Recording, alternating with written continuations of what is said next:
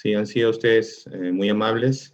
Yo primero quiero agradecer a la concurrencia y a los organizadores por permitirme estar unos minutos con ustedes. Quien habla es médico asistente del Departamento de Emergencia del Hospital Guillermo Almenara. Este es un hospital que en esta primera lámina ustedes están viendo la infraestructura correspondiente al departamento de emergencia. Este hospital queda en el populoso distrito de La Victoria, en el centro de Lima, que es la capital del Perú. Perú es un país que tiene 32 para 33 millones de habitantes y el Hospital Almenara, junto con el Hospital Edgardo Rebagliati, son los hospitales más grandes que existen en el país. Nuestro hospital, el Almenara, tiene una capacidad de poco más de 1.000 camas, y de esas 1.000 camas, en emergencia tenemos 122. Y es ahí donde nosotros desarrollamos nuestras actividades. Entonces, como parte de nuestras actividades, tenemos que enfrentar patologías agudas de diverso tipo. Y una de ellas es la que trae a colación el poder estar con ustedes aquí, que es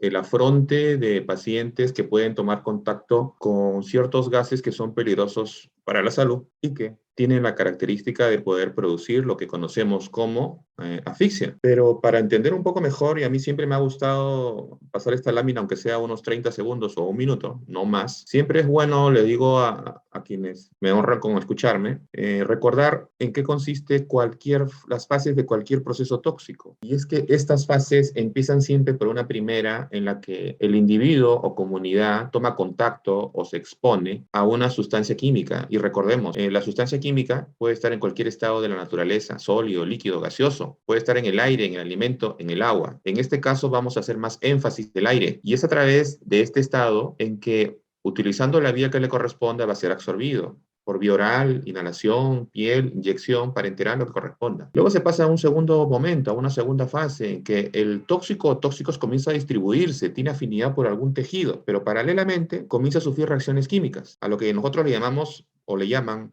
metabolismo, otros le llaman bioactivación. Y como resultado de este proceso, pues algunas sustancias se vuelven más activas como ingresaron. Eso muchas veces pasa, en cuyo caso estamos ya hablando de un denominado metabolito o metabolitos tóxicos o activos. Entonces, estos metabolitos tóxicos o activos, si los ponemos en términos de moléculas, comienzan a tomar contacto o interacción, y estoy hablando de la fase 3, la que está en verde, con las moléculas propias del huésped o huéspedes. Y como consecuencia de esta interacción van a haber varias consecuencias. Una es que no pase nada, y esa unión, molécula del tóxico, molécula del huésped, sirve o nos sirve como un marcador de que la persona ha tomado contacto. Esa es una posibilidad, pero no pasa clínicamente nada. Otra posibilidad es de que haya ya cierta interacción y como consecuencia de ella ya haya ciertos cambios, pero muy generales. ¿Acaso ustedes, si ven a alguien que está con cefalea, malestar, decaimiento, falta de apetito, ya pueden decir esta o cual enfermedad? Un poco complicado, ¿no? Entonces son síntomas o cambios tempranos subclínicos. Entonces ya les estoy hablando de la fase 4. Pero si la interacción es lo suficientemente potente y significativa, se pueden dar claros signos de lo que llamamos por ahora toxicidad. La persona se pone itérica, la persona se pone seca y caliente, la persona se pone húmeda, la persona se va en diarrea, hartas secreciones bronquiales, la persona convulsiona, la persona se asfixia. Entonces, aquí ya hablamos de una toxicidad clara. Ahora, si la persona que está evaluando es lo suficientemente acucioso, podrá establecer, juntando signos y síntomas, en los famosos toxidromes o síndromes toxicológicos. Entonces, podré circunscribir mi búsqueda en cuanto a quién o qué sustancias está ocasionando el toxidrome que tengo al frente. Pero toda toxicidad, así como tiene un inicio, que empezó en la fase 1, tiene un final, y el organismo, a través de la vía renal como su principal vía de eliminación, va a eliminar el tóxico que tenga, sea lo eliminará como protóxico, como tóxico propiamente dicho, como sus metabolitos, como metabolitos unidos a diversas moléculas, y principalmente, como ya les decía, por la orina. Sin embargo, no solamente por la orina, puede salir por las heces, el sudor, el aire, la leche materna, etcétera, etcétera. Entonces, habiendo recordado esto, y espero no haber ofendido a nadie, pero me parece siempre muy didáctico recordar esto, uno puede entender cualquier situación de intoxicación. Entonces vayamos directo al grano, nos interesa. ¿Qué cosa es un asfixiante? Entonces, empecemos por ahí.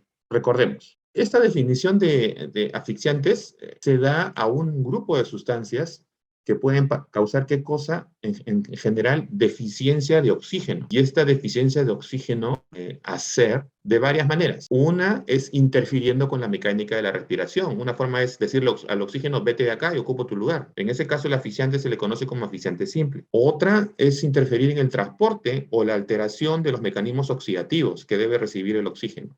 Entonces acá ya estamos hablando de otro tipo de asfixiantes, los llamados químicos o sistémicos. Entonces, ya les he adelantado que los asfixiantes pueden ser simples o sistémicos. Los sistémicos tenemos diversos, son a los que más vamos a hacer énfasis hoy. Los tenemos agrupados en diversos subgrupos. Tenemos los compuestos formadores de una molécula llamada methemoglobina, si se acuerdan, de hecho la conocen. Tenemos el monóxido de carbono, tenemos el cianuro o compuestos que forman o dan origen a cianuro, los compuestos cianogénicos, principalmente los nitrilos. Tenemos a los sulfuros y tenemos a las acidas. Pero nosotros como hospital, como departamento de emergencia de un hospital de la más alta complejidad en nuestro país, ¿cuál es el mayor tipo o perfil de pacientes que nosotros vemos que se exponen a asfixiantes o asfixiantes? Son aquellos que proceden de los denominados incendios. ¿Qué tan frecuentes son estos? Miren, yo les quise traer la estadística de este año 2022, elaborada por el Cuerpo General de Bomberos Voluntarios del Perú, ¿sí? Y acá ustedes ven cómo va la estadística en los 2 primeros meses del año. Miren cómo en primera instancia, en primera línea, vemos lo que llamamos incendios, ¿sí? Y ven que ya van más de 1.650, solamente en los 2 primeros meses. ¿Qué será marzo, que aún estamos en proceso, y el resto del año, que aún se viene? Y luego hay otros incidentes que ellos también enfrentan y ayudan, apoyan mucho. Pero yo me quiero circunscribir entonces a los incendios. Es evidentemente la única causa por la cual uno se puede exponer a un asfixiante, pero sí una de las más frecuentes que nuestra emergencia tiene que enfrentar. Entonces, cuando nosotros tenemos pacientes que provienen de incendios, tenemos que tener claro que esos humos, esos productos que son liberados por estos incendios, representan una serie de sustancias de diverso tipo. No es que están justamente los que yo quiero estudiar ahora en esta conversación. Tengo, por ejemplo, gases tóxicos que no irritan a la vía aérea. Por ejemplo, el monóxido de carbono y el cianuro, que son actores para el presente tema. Tenemos otros que le llamamos irritantes. Aquí cuando hablamos de irritantes, me estoy refiriendo a aquellos que por contacto van a dañar el tejido con el cual se pegan. Toman contacto, valga la redundancia. Tenemos el formaldehído, los aldehídos, el amoníaco, la proleína, el benceno, el óxido nitroso, el ácido clorhídrico y otros muchos más. Tenemos algunos asfixiantes simples, aquel que le dice al oxígeno, vete de acá, yo ocupo tu lugar. Pues el dióxido de carbono. Pueden ser muchos hidrocarburos, sobre todo de cadena corta o media, principalmente. Tenemos también partículas, porque no todo es vapor. Hay partículas que están suspendidas y que, de acuerdo a su tamaño, tienen una cierta capacidad de penetración en nuestra vía respiratoria. Y también forman parte de todo eso que llamamos el humo del incendio. Entonces, todos estos componentes del humo de los incendios, ¿sí?, de una manera multifactorial o por diversos mecanismos, van a provocar lo que conocemos como asfixia. Entonces, ¿cómo es que se produce la asfixia cuando uno inhala un humo de un incendio? Por varios mecanismos. Algunos, recordemos, inhiben pues la respiración celular. ¿Quién hace esto? Principalmente el denominado cianuro, del cual vamos a seguir hablando. ¿Quién más lo hace? También el monóxido de carbono. Pero también hay otro mecanismo que es la disminución del transporte de oxígeno. Acá interviene mucho el monóxido de carbono, ya no tanto el cianuro, ya no el cianuro. Otra manera de producir asfixia es que se produce pues, de presión respiratoria a nivel central. O se puede obstruir la vía aérea de pequeño y gran calibre. Recuerden que en toxicología se sabe que hay muchos tóxicos que tienen más de un mecanismo de producir daño. Y así, paralelamente, como está provocando asfixia, las propiedades irritativas que pueden tener esa mezcla, ese humo, pueden producir edema y cierre de las vías aéreas de diverso calibre. Y todo esto hace que la persona se agrave. Sumado a esto, a que como este humo, como lo estamos llamando en forma genérica hasta ahora, va a ocupar y va a disminuir el porcentaje de oxígeno que respiramos, pues todos estos 5 mecanismos principales consisten en la forma multifactorial como alguien va a sufrir de lo que estamos conociendo o recordando como asfixia, ¿cierto? Entonces, volviendo otra vez con los llamados simples. El que le dice al oxígeno, vete de acá. Entonces ya no respiramos un aire al 21%, sino mucho menos. Entonces cuando comenzamos a respirar menos cantidad de oxígeno, que va a estar disponible para atravesar la famosa membrana alveolo capilar, va a predominar por lo tanto el metabolismo anaerobio. Pero recuerden, hay más de una forma de provocar daño. Algunos pueden ser, así como impiden el uso del oxígeno, pueden ser también paralelamente inflamables, pueden formar mezclas explosivas. Entonces, en toxicología ya sabemos que las sustancias pueden tener más de un mecanismo de provocar daño al ser humano. Pero ¿qué hace este asfixiante simple? Que yo les estaba diciendo que son los hidrocarburos de cadena corta. Hacen que la hemoglobina, que es la molécula que debería predominar en la sangre circulante, disminuya y dé lugar a otras moléculas, que las tenemos en mínimas cantidades, pero que comienzan a aumentar en porcentaje en estas situaciones anormales. Ejemplo, la desoximoglobina. Acá vemos el grupo hemo, con sus 4 moléculas de fierro en estado ferroso, ion ferroso, fierro más 2, en la que no hay oxígeno, pues porque estamos respirando un aire empobrecido de oxígeno. Entonces, esta forma de predominar de esta desoximoglobina provoca una asfixia simple, porque la hemoglobina está desaturada en forma global. Pero por otro lado, tenemos, como ya les había mencionado, los llamados asfixiantes químicos, ¿cierto? En este caso, el emergenciólogo, el que va a enfrentar el caso, tiene que tener claro que hay varias formas por las cuales se puede producir esta asfixia. Podemos tener al frente compuestos que forman methemoglobina. Y la methemoglobina, como recordarán, interfiere con el transporte del oxígeno. Otra forma de provocar daño es que pues, interfiere con el uso del oxígeno para la citocromo oxidasa mitocondrial. Y acá, ¿quiénes están? El cianuro, los sulfuros, las axidas. Ya les había dicho que el monóxido de carbono actúa a través de ambos mecanismos. Ahora, ¿por qué tanta teoría me estarán diciendo? Recordemos algo. Esta hemoglobina, que es lo que debería predominar, ojalá siempre estuviera así, pues, ¿no? Hojita, con su ion ferroso más 2, con sus 4 moléculas de oxígeno y todos felices. Sin embargo, si hay algo que haga que el fierro más 2 se vuelva fierro más 3 o ion férrico, esas 4 moléculas de oxígeno desaparecen, ya no pueden estar unidas a la hemoglobina y se van. ¿Quién puede provocar eso? Los nitritos, por ejemplo. Y hay una lista larga que luego vamos a ver, pero luego, ¿qué pasa? ¿Todo queda ahí? No, no, todo queda ahí. Esos 4 espacios son ocupados por 4 moléculas de agua. ¿Y cómo conocemos a esta nueva molécula? Todos lo sabemos seguramente, la methemoglobina. Entonces hay sustancias metahemoglobinizantes y evidentemente la methemoglobina no transporta oxígeno. ¿Qué sustancias pueden producir methemoglobina y por lo tanto asfixia por esta vía? Bueno, la lista es bien larga y si la analizan un poco, miren que hay desde sustancias químicas de uso industrial como que también hay medicamentos, ¿cierto? Hay pesticidas, hay drogas, hay anestésicos, ¿sí? Hay drogas de abuso, hay sustancias de todo tipo. Esto lo pueden ver en estas referencias que yo les estoy poniendo cuando alguien está interesado en revisar un poco el tema de asfixiantes. Muy interesante, en mi opinión. Les comentaré un estudio. Hay muchos, pero este se los quiero comentar. Ya hace algunos años, en 2013, en Polonia, se hizo un estudio en el cual se rescataron alrededor de 400 víctimas de incendios, o sea, gente que murió producto de incendios en Polonia. ¿Saben lo que hicieron? Buscaron qué sustancias encontraban en las víctimas de las que producen asfixia. En los 400, estoy redondeando números, encontraron, ¿saben qué? Carboxiemoglobina, es decir, la hemoglobina unida al monóxido de carbono, que es una sustancia que siempre se va a producir cuando algo se quema, siempre. Pero saben un poco lo interesante, y algunos seguramente ya lo saben, en que en alrededor del 50% de las víctimas, ¿saben qué encontraron? Encontraron cianuro. Moraleja, cuando hay un incendio de cualquier tipo, hay 50% de posibilidades de que encuentren cianuro acompañando a la carboxiemoglobina. Seguramente para nadie es un secreto eso, pero si no lo es, nos preguntemos, ¿no?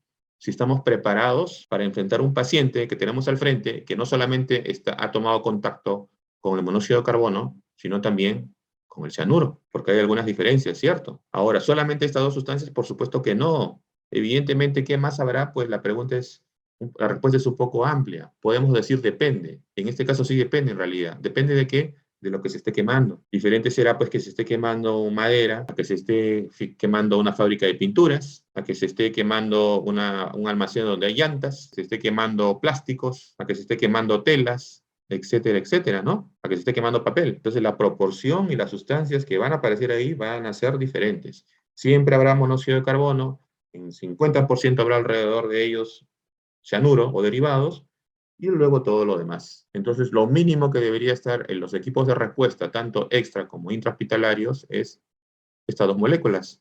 salvo que escuchemos mejor, opiniones diferentes al final. Entonces, el monóxido de carbono y el cianuro pues tienen su fisiopatología propia. Ambos definitivamente son asfixiantes sistémicos. El cianuro solo tiene un mecanismo, el monóxido de carbono tiene dos, como yo les había mencionado, y cuando nos exponemos pues al monóxido de carbono, el actor que entra mucho es la llamada carboxiemoglobina, que no es la que están viendo.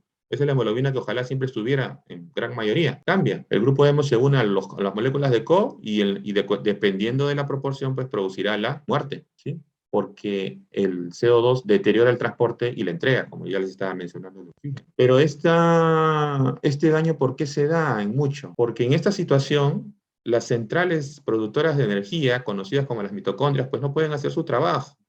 Recordemos que acá es donde se usa el oxígeno como combustible y es donde se forma la energía que uno necesita para pensar, para hablar, para moverse, para hacer todo, almacenadas en unas moléculas llamadas ATP. ¿Se acuerdan de este gráfico? Tal vez lo han visto. Como decía el mago, sigan la bolita, voy a hacer un clic más y van a ver una bolita que van a ser los electrones que se van transportando y que van a dar un resultado final. Mírenla, mírenla unos segundos. Miren cómo van los electrones siendo transportados y al final, ¿qué debe suceder? Sí, es formarse por cada uno de estos procesos 6 moléculas de ATP. Eso es lo que debería pasar. Pero ¿qué pasa? Pero ¿qué pasa? Este es otro gráfico. Cuando nos exponemos al cianuro. Miren lo que pasa. Al comienzo los electrones normal siguen avanzando, pero a nivel de la citocromo A3, el cianuro pues no le deja hacer su trabajo. Entonces el proceso no se termina. Entonces no se forman 6 moléculas de ATP, sino solo se forman 4. Y ustedes dirán, que son dos menos. Pero multipliquen esas dos menos por las cientos de millones de veces que esto debe suceder en cada microsegundo. Entonces la cantidad de energía que se produce no es suficiente para que la persona pueda vivir y la persona muere asfixiada. ¿Está bien? Ya recordamos. Entonces, señores, señoras, señoritas, tenemos colegas, tenemos al frente, ¿qué cosa? El llamado síndrome asfixiante. La persona, pues, que van a tener al frente se va a quejar de cefalea, el estado mental alterado, puede presentar síncope delante de ustedes, convulsiones, coma, mucha sintomatología del sistema nervioso central, ¿sí? Sintomatología y sinología cardiovascular, pues también, crisis hipertensiva, isquemia miocardio, con los EKGs alterados, taquicardia, cambios en la presión arterial, colapso cardiovascular, a nivel respiratorio, disnea o taquimia o bradignia, y finalmente llega a apnea. Náuseas y vómitos también son signos relativamente frecuentes.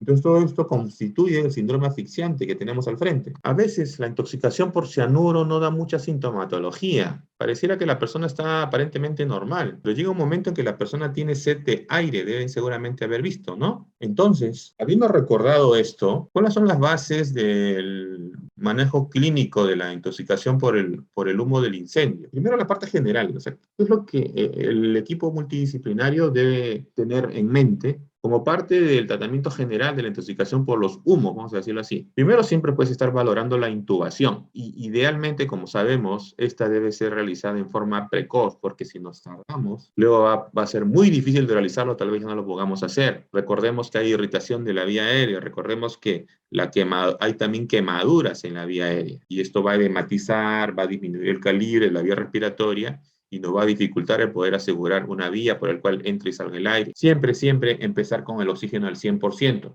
teniendo al paciente ya asegurada la vía aérea o a través de una mascarilla. Hay que monitorear en forma continua al paciente mediante pulso oximetría y medir siempre los signos vitales, ver si hay signos de isquemia mediante un electrocardiograma.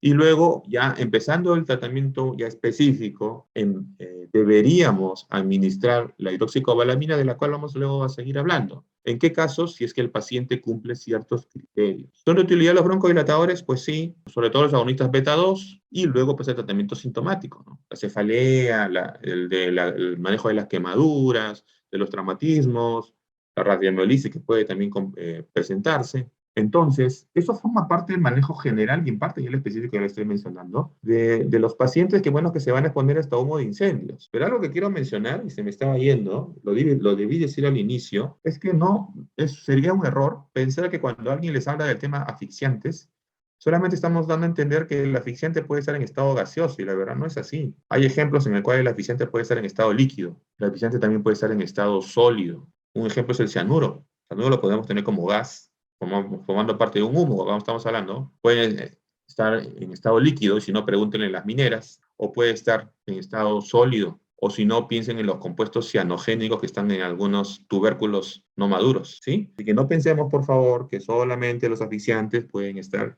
en estado gaseoso. Cierro paréntesis. Entonces, lo interesante de la gente que se expone al monóxido de carbono es que la carboximoglobina que se forma y que uno puede detectar tiene un tiempo de vida media un poco largo. ¿Recuerdan? Tiene aproximadamente una vida media de 4 horas y media, así es que no hacemos nada. Pero si intervenimos, y acá el oxígeno se comporta como un antídoto, podemos nosotros acortar esos tiempos. Definitivamente los podemos acortar. Recordemos que esas 4 horas y media son suficientes para poder matar a una persona, y si no la mata, pues la deja con secuelas neurológicas permanentes. Pero si yo uso la oxigenoterapia a alta concentración, puedo reducir, si no solamente lo uso a alta concentración, sino a presiones atmosféricas por encima del valor basal, es decir, hablo de oxigenoterapia por vía hiperbárica, pues el tiempo de 4 horas, 4 horas y media se pueden reducir a 30 minutos. Entonces es muy útil usar el oxígeno bajo esa forma, cuando está indicado. Luego podemos hablar de cuándo está indicado. Entonces, ya que hemos buscado recordar que la mitad de nuestras víctimas de un incendio pueden contener exposición no solo al monóxido de carbono, sino al cianuro, tenemos pues que buscar o sospechar de lo mismo. Si no lo sospechamos, o como dice la frase, si no lo buscamos, pues no lo vamos a encontrar. ¿Qué escenario nos tiene que hacer sospechar que tenemos al frente una exposición a cianuro? Ha sido un fuego en un espacio cerrado, hay que ver cuál ha sido la duración de la exposición, administramos oxígeno a todos y luego comenzamos a evaluar. ¿Es un envenenamiento severo? Sí, si la escala de Glasgow está 9 o menos. Si está un poco más, haremos pues una intoxicación intermedia. Y si no hay signos o síntomas neurológicos o hemodinámicos y el Glasgow está a 14, bueno, acá pues tomaremos muestras de sangre. Sí, y si hay sospecha de exposición al cianuro, deberíamos utilizar el antídoto si que contamos con él, como es la hidroxicobalamina. ¿Cuál es la forma de administrar la hidroxicobalamina? Es dar 5 gramos, o si queremos darlo por kilo de peso, 70 miligramos por kilo. Endovenoso, ¿en cuánto tiempo? Pues en 15 minutos. Eso es cuando el equipo prehospitalario está preparado. En nuestro país hay muchas deficiencias en esto. Ojalá le agradecería saber cuál es la situación de los colegas de vuestro país o de otras latitudes que nos estén escuchando. Pero ¿el incendio viene solo? Pues no. ¿O acaso uno solamente se asfixia y no va a tener derecho a tener una quemadura, a tener un trauma? Por supuesto que sí. Entonces habrá que tener que aplicar pues protocolos en forma simultánea, pero siempre, siempre, como digo otra vez, siempre se tendrá que administrar oxígeno al 100%. Entonces acá comienzo a hacer mi historia, mi examen clínico y luego la evaluación con los exámenes complementarios. Algo importante es medir los niveles de lactato, porque eso me podrá ayudar luego a pensar si tengo al frente una intoxicación por cianuro. Porque, como van a ver, característicamente, si bien no es específico, pero cuando los niveles de lactato, algunos dicen 8.5, otros dicen 10 de puntuación, cuando tomamos un examen de gases arteriales y tenemos un paciente en shock, y tenemos un paciente en coma o convulsiona, es muy probable que el paciente que tenemos al frente no solo esté expuesto al monóxido de carbono, que como dije siempre va a estar, sino seguramente va a tener también pruebas de exposición al cianuro. Entonces tendré que utilizar el antídoto si es que yo cuento con el mismo. ¿Está bien? Y esto no lo decimos nosotros. Son productos de consensos, como los están viendo. Entonces, según este consenso, si los niveles del lactato están arriba de 10 milimoles por litro, ¿sí? Tenemos un paciente, como decía, en coma, en parada cardiorrespiratoria, chocado, pues tengo derecho a pensar de que ha tomado contacto con cantidades importantes de cianuro, en cuyo caso tendré que usar la hidroxicobalamina si contara con ella. ¿Está bien? Hay otra forma de poder enfrentar estas intoxicaciones. El tema siempre va a ser la disponibilidad de la medicación con la que contemos en nuestros países. Recordemos que el cianuro se une preferencialmente al fierro más 3 de la methemoglobina. ¿Se acuerdan que lo recordamos casi al comienzo de esta charla? Pero antes de hacerlo, antes de unirse a ese fierro más 3, ¿Por qué que la persona se pone grave? Porque el ion férrico también se encuentra dentro de la mitocondria, entonces, pero en mucha menor cantidad. Entonces el cianuro se une a este hierro más 3 y no lo deja pues hacer su trabajo, a la mitocondria me refiero.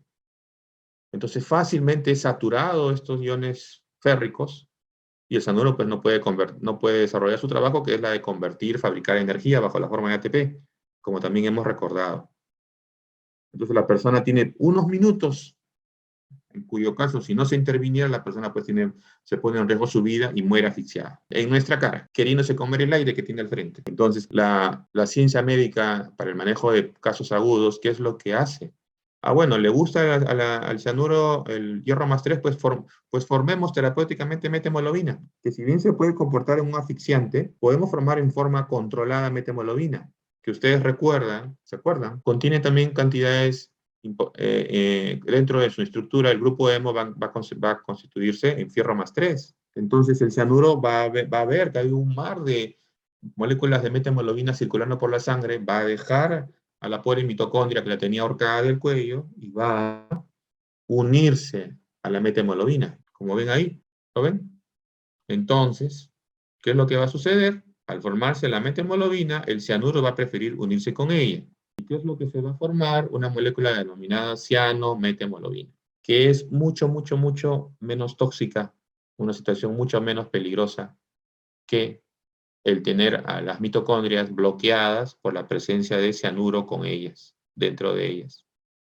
Y de esa manera podemos salvar a nuestros pacientes si contamos con los medios.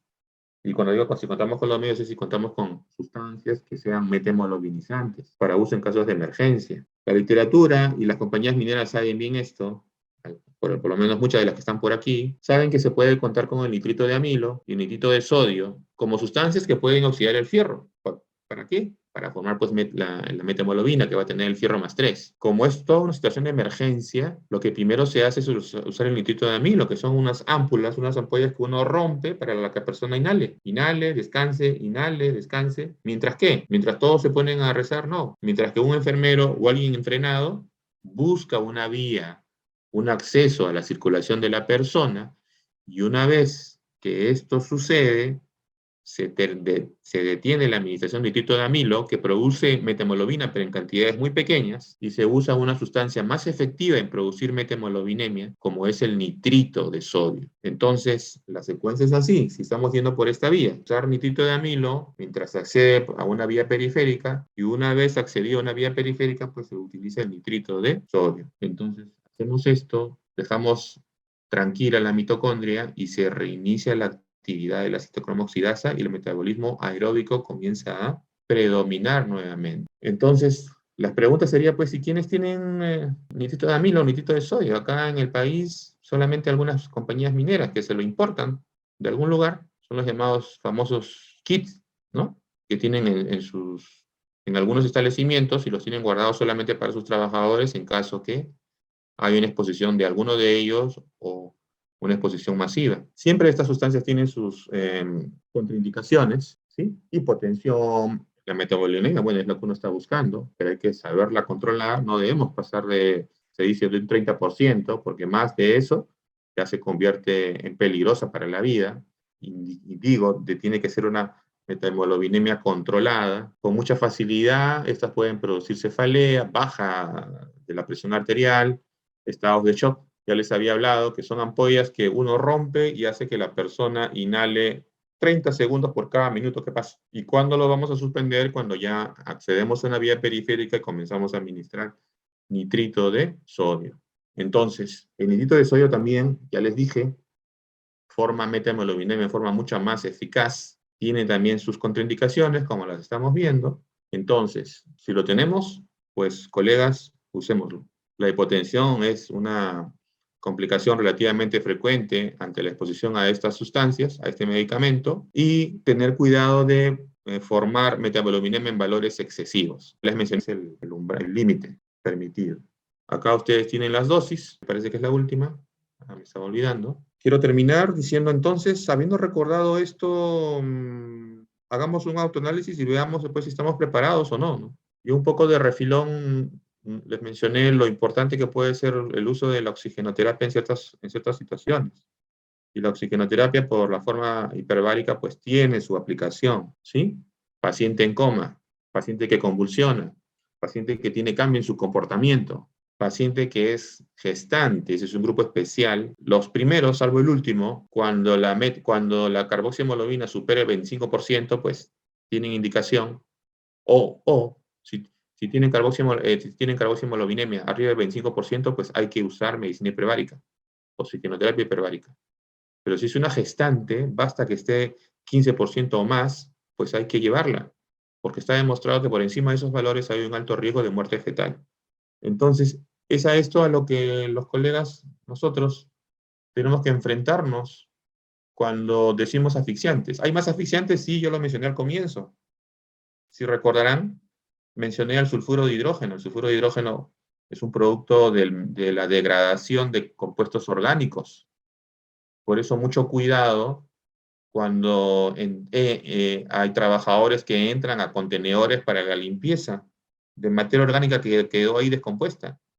Porque lo que no se dan cuenta es que hay un gas que se ha formado, y entre las sustancias que se forman y están seguramente muy concentradas está el sulfuro de hidrógeno.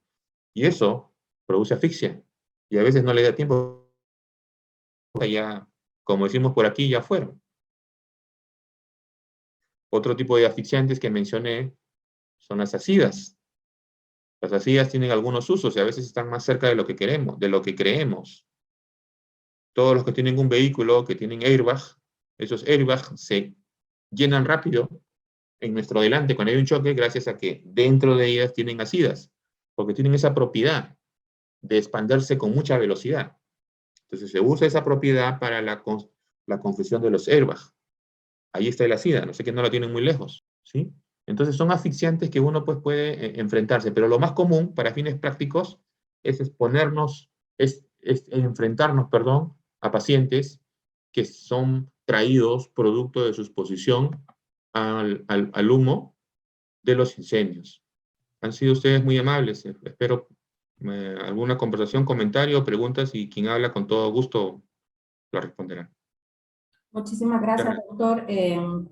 Pues ahorita el tiempo de preguntas y respuestas, si algunas tienen algunas preguntas para el doctor, pues es el momento de hacérselas.